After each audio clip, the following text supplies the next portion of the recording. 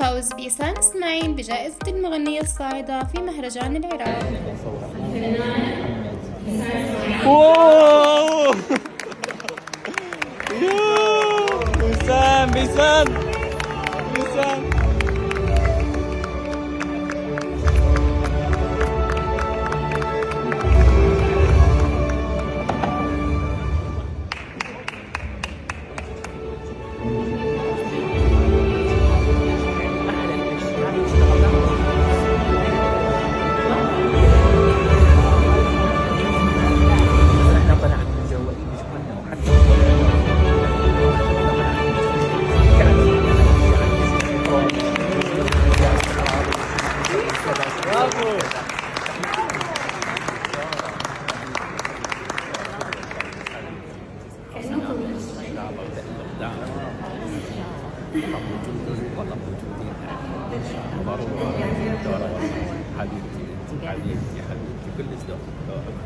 هاجرت من بلد صغيرة وبالبحر، وما كنت عارفة إذا رح موت ولا رح أوصل،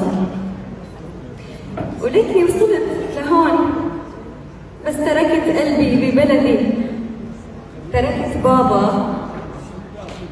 أنا متأكدة إنه هو رح يكون فخور فيني إن كان ميت أو عايش، ورح أضل أدور عليه بكل خطوة نجاح أنا بوصلها. أول شي بحب أشكر ربي على المرحلة اللي وصلت إلها. الحمد لله يا رب، الحمد لله على محبة الجمهور. وأكيد بشكر عيلتي، أخي، خطيبي، أمي اللي كانت معي بكل خطوة أنا مريت فيها، وبكل تقدم أنا تقدمته لهالمرحلة اللي أنا وصلت لها. وبشكر أكيد جمهوري، الناس اللي بتحبني بدون أي مقابل.